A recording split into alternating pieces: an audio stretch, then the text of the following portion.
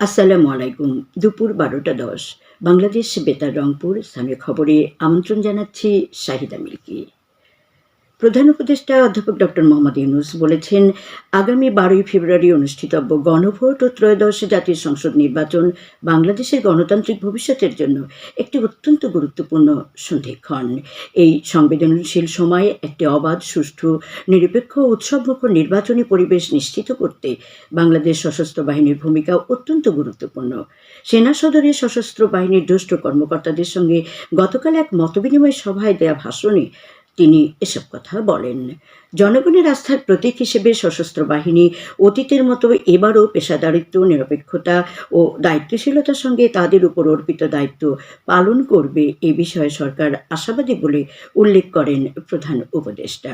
তিনি মহান মুক্তিযুদ্ধ ও জুলাই আগস্টে ছাত্র জনতার অভ্যুত্থানে শহীদদের প্রতি গভীর শ্রদ্ধা জানান এবং দেশের শান্তি ও স্থিতিশীলতা রক্ষায় সশস্ত্র বাহিনীর অবদান কৃতজ্ঞতার সঙ্গে স্মরণ করেন। নির্বাচন প্রসঙ্গে প্রধান উপদেষ্টা সশস্ত্র বাহিনীর শীর্ষ নেতৃত্বকে স্পষ্ট নির্দেশনা দিয়ে বলেন, মাঠ পর্যায়ে সকল সিদ্ধান্ত হতে হবে আইনসম্মত, সংযত ও দায়িত্বশীল।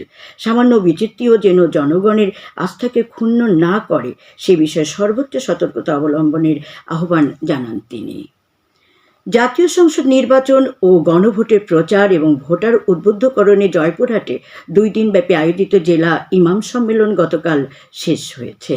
জেলা প্রশাসন ও ইসলামিক ফাউন্ডেশনের উদ্যোগে শহরের মডেল মসজিদ হলরুমে আয়োজিত সম্মেলনে প্রধান অতিথি ছিলেন জেলা প্রশাসক মোহাম্মদ আল মামুন মিয়া। জেলা ইসলামিক ফাউন্ডেশনের উপপরিচালক সাজিদুর রহমান অনুষ্ঠানে সভাপতিত্ব করেন। সম্মেলনে ইমামদের নিজ নিজ এলাকায় জাতীয় সংসদ নির্বাচনে ভোটারদের স্বতঃস্ফূর্ত অংশগ্রহণ এবং দেশ ও জনগণের উন্নয়নে গণভোটে হাঁ এর পক্ষে ভোট দেওয়ার ব্যাপারে উদ্বুদ্ধ উৎসাহিত করতে আহ্বান জানানো হয়। ২ দিনের ইমাম সম্মেলনে জেলার বিভিন্ন মসজিদের ১,১৩০ জন ইমাম, খতিব ও ধর্মীয় নেতৃবৃন্দ অংশগ্রহণ করেন। গণভোট ও ত্রয়োদশ জাতীয় সংসদ নির্বাচন উপলক্ষে ভোটারদের উদ্বুদ্ধকরণ ও জনসচেতনতা বৃদ্ধিতে লালমনিরহাট জেলা তথ্য অফিস উঠান বৈঠক, ভোটালাপ, 10 মিনিটস ব্রিফ ও চলচ্চিত্র প্রদর্শন কার্যক্রম পরিচালনা করছে। কার্যক্রমের অংশ হিসেবে গতকাল সদর উপজেলার ঘণ্ডিগড় পাড়া ও পঞ্চগ্রামে উঠান বৈঠক অনুষ্ঠিত হয়।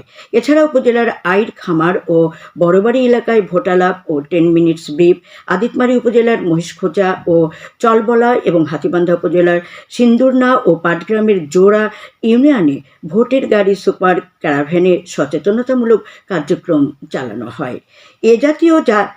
এদিকে জাতীয় সংসদ নির্বাচন ও গণভোট সম্পর্কে জনগণকে সচেতন করতে কুড়িগ্রাম জেলা প্রশাসনের উদ্যোগে শহরের বিভিন্ন গুরুত্বপূর্ণ স্থানে ব্যাপক জনসচেতনতামূলক কার্যক্রম পরিচালনা করা হয়। এই কর্মসূচির আওতায় ভ্রাম্যমাণ ভোটের গাড়ি থেকে গণভোট বিষয়ক প্রামাণ্য চলচ্চিত্র প্রদর্শন করা হয়। রংপুরের মিঠাপুকুর উপজেলার সেবা ও তথ্য প্রযুক্তি প্রশিক্ষণ কেন্দ্র গতকাল উদ্বোধন করা হয়েছে। প্রধান উপদেষ্টা ডাক, টেলিযোগাযোগ ও তথ্য প্রযুক্তি মন্ত্রণালয়ের বিশেষ সহকারী ফয়েজ আহমেদ তৈয়ব ভিডিও কনফারেন্সের মাধ্যমে এর উদ্বোধন করেন। এ সময় মিঠাপুকুর উপজেলা নির্বাহী অফিসার মোহাম্মদ পারভেজ সহ উপজেলা প্রশাসনের কর্মকর্তাবৃন্দ অন্যান্যের মধ্যে উপস্থিত ছিলেন। বিসিক রংপুর জেলা কার্যালয়ের উদ্যোগে 4 দিনব্যাপী আয়োজিত শিল্প উদ্যোক্তা উন্নয়ন প্রশিক্ষণ কোর্সের গতকাল উদ্বোধন করা হয়। এ উপলক্ষে আয়োজিত অনুষ্ঠানে প্রধান অতিথি ছিলেন বিসিক রাজশাহী আঞ্চলিক কার্যালয়ের পরিচালক জাফর বায়েজিদ। বিসিক রংপুরের উপমহাব্যবস্থাপক মোহাম্মদ এহসানুল হক এতে সভাপতিত্ব করেন। কোর্সে 25 জন প্রশিক্ষণার্থী অংশ নিয়েছেন। গাইবান্ধার ফুলছড়ি উপজেলায় বাল্য বিবাহ প্রতিরোধ এবং শিক্ষার্থীদের ঝরে পড়া রোধে করণীয় বিষয়ে এক আলোচনা সভা গতকাল উপজেলার গণভুরি দ্বিমুখী উচ্চ বিদ্যালয়ের হলরুমে অনুষ্ঠিত হয়েছে। এতে প্রধান অতিথি ছিলেন উপজেলা নির্বাহী অফিসার মোস্তাফিজুর রহমান। উপজেলার বিভিন্ন বিদ্যালয়ের শিক্ষার্থী ও অভিভাবকগণ এতে অংশ নেন। কুড়িগ্রামের চিলমারী উপজেলায় উত্তম কৃষি চর্চা সার্টিফিকেশন প্রশিক্ষণ ও সনদ প্রদান কর্মশালা গতকাল অনুষ্ঠিত হয়েছে।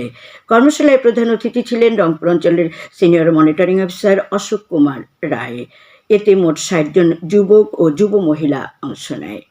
বাংলাদেশ বেতার রংপুর কেন্দ্রের বিশেষ শ্রেণীর ভাওয়া শিল্পী, গীতিকার ও অতিথি সঙ্গীত প্রযোজক অনন্ত কুমার দেব গত রাত 11:30টায় রংপুর মেডিকেল কলেজ হাসপাতালে শেষ নিঃশ্বাস ত্যাগ করেন। মৃত্যুকালে তাঁর বয়স হয়েছিল 72 বছর। অনন্ত কুমার দেবের অন্ত্যেষ্টিক্রিয়া আজ দুপুরে কুড়িগ্রামের রাজারহাট উপজেলার কাঁঠালবাড়ি দেবালয়ে অনুষ্ঠিত হবে।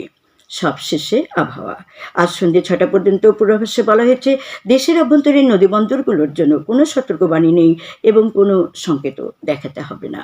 খবর শেষ হলো। আমাদের পরবর্তী স্থানীয় খবর প্রচারিত হবে বেলা 2টা 5 মিনিটে।